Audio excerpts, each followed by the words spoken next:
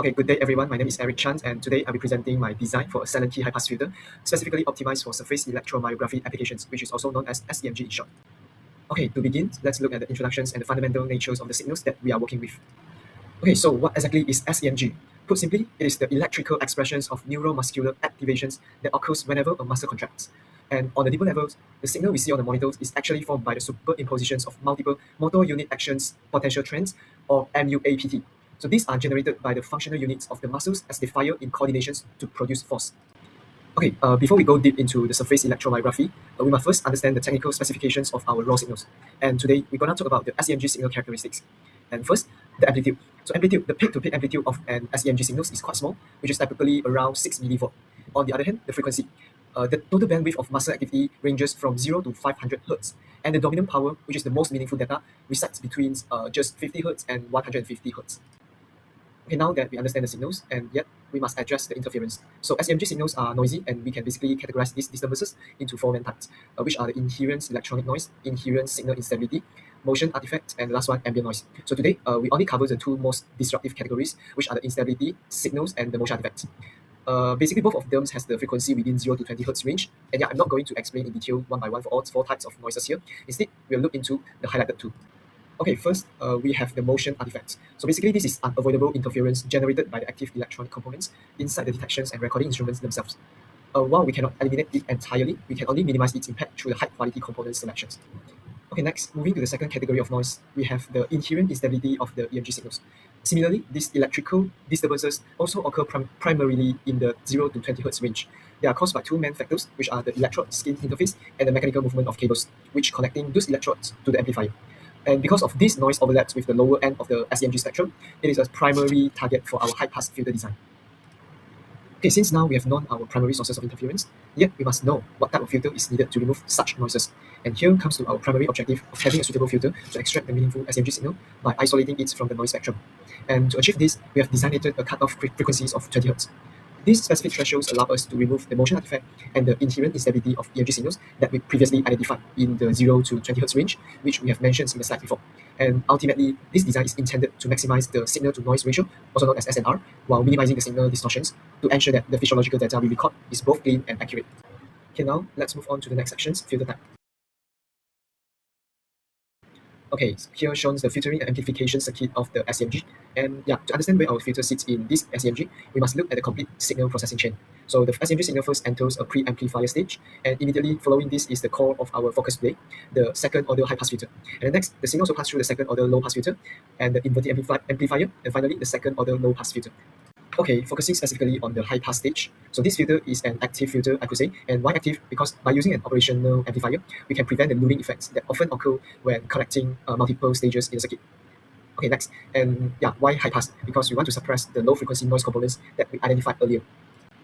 Okay, while talking about the circuit topology, it is basically the silent key architecture, which is made up of three functional blocks, which are the frequency selective networks, which consists of two capacitors, annotated as C1 and C2, and two resistors, annotated as R1 and R2.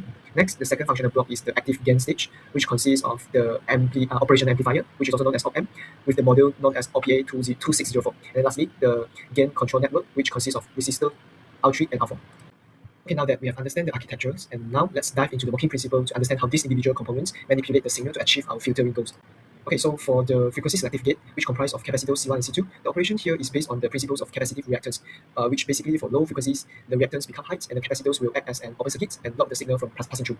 And on the other hand, for high frequencies, the reactance decreases and the capacitors will act like a closed circuit, so the physiological signals can pass through. Okay, next, we look at the resistor R2, which is the defining silent key feedback resistance. And this component is basically connected from the output of the operational amplifier back to the junctions of C1 and C2. And this active feedback loop is what makes the transitions from the stop band to the pass band much sharper. And this ensures that we aren't just filtering noise, but we are doing so with enough precision to keep as much of the relevant sEMG's energy as possible. Okay, next we move to the rows of resistor R3 and R4, which form a classic voltage divider. So by connecting this to the inverting input, they provide the negative feedback necessary to stabilize the circuit. And this is a crucial design choice because it locks the amplification levels to ensure that our gain remains perfectly constant across the entire passband. And ultimately, this network also provides a stable non-inverting gain that our sEMG signals requires before further processing. And then at the very heart of this active filter is the OPA2604 operational amplifier. So in this topology, the op-amp essentially acts as the voltage control voltage source. So for biomedical applications, we specifically chose these components for its high input impedance and low output impedance. So the high input impedance is vital because it prevents the circuit from loading or draining the extremely weak microvolt signals coming from the skin electrodes. And its primary role here is to provide the necessary voltage gain at the output, which effectively amplify our input signals to a level suitable for the ADC stage. Okay, overall, to summarize the working principles, the filter basically block noise that fall below 20 Hz, such as the motion artifacts that we mentioned before, and then yet to sharpen the signals at the corner frequency, to create a steep roll-off, and to isolate and amplify the sEMG signals. Okay, so with the working principles established, we now move to the circuit design and verification phase. Okay, and then this is the schematic of our active high-pass filter, which I have modeled and simulated in Tina T software. Okay, so basically we implemented the sEMG architectures using the OPA2604E operational amplifier.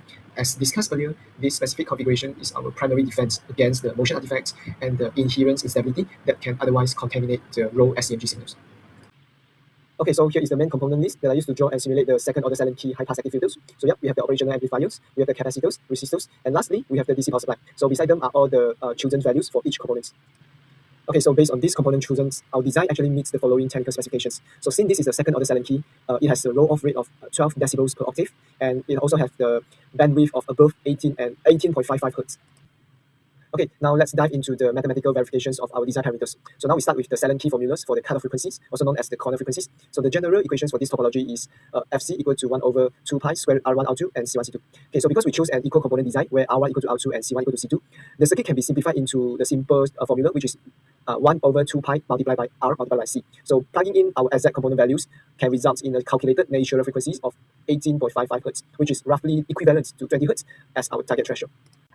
Okay, next we calculate the non-inverting linear voltage gain, annotated as alphabet A of our active stage. So the gain is strictly determined by our negative feedback resistor network using the standard formula as below, A equal to 1 plus R4 over R3. So by substituting our chosen values of 16k ohm for R4 and 51k ohm for R3, we find that the linear voltage gain actually equals to 1.317.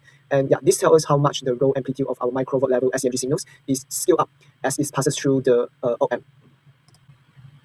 Okay, next, to evaluate how this looks on a frequency response curve, also known as Bob plots, we convert this linear gain into decibels using the logarithm base 10 formula. So the formula is as below, which is GdB equal to 20 multiplied by logarithm of the voltage gain A.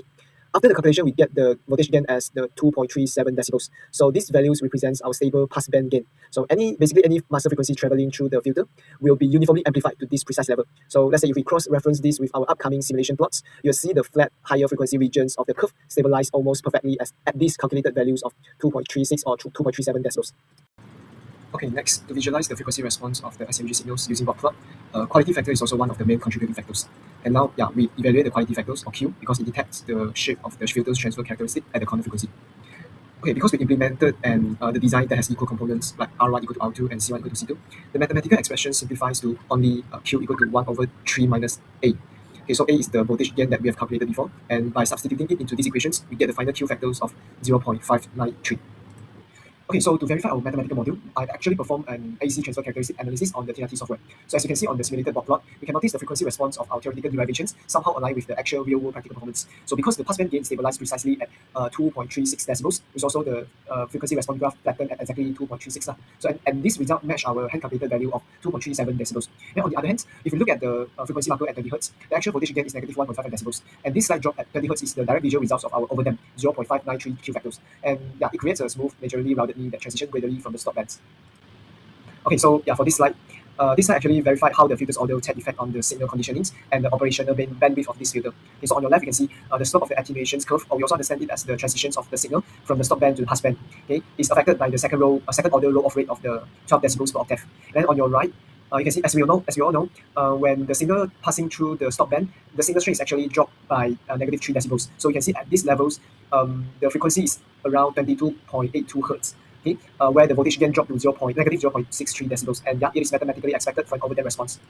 Okay, so this slide shows the filter's performance curve mapped against different quality factors Q. Okay, so our filter has the Q values of 0.593, hence it is considered falling under the overdamp operating regions. Okay, so the reasons of having such overdamp operating filters is because of two clinical advantages. Firstly, the zero overshoots, where the rapid muscle contractions will not trigger electronic ripples in the signal chain, and secondly, the smooth transitions, because it creates the rounded knee that preserves the raw muscle signals when conditions with a burst morphology. Okay, so without further ado, let's move on to the last sections, the biomedical relevance. Okay, so to summarize, the clinical impact of these filters actually related to only one final goal, which is the high fidelity sEMG acquisitions. Okay, so firstly, the suppressions of motion artifacts. So by setting the cutoff frequency at 20 Hz, we actually eliminate the low frequency baseline wander caused by the electrode skin interface of the sEMG. Then second, the spectral optimization and SNR enhancements. So the second order roll-off actually cleanly isolates the waste noise from the true signals, and thus we can say it actually maximizes the signal to noise ratio within the dominant muscle band. And lastly, the preservations of burst morphology. So thanks to the values of Q factor, the quality factors of 0.9593, our intentionally overdone response actually ensures the zero overshoots, and this prevents the artificial electronic spikes when the muscle suddenly contracts, and thus keeping the signal baseline stable and anatomically true. Okay, then yeah, this is the reference page where I get all the information and as well as the circuit design of this second audio high pass filter. Okay, yeah, that's all from my for my presentations. Thank you.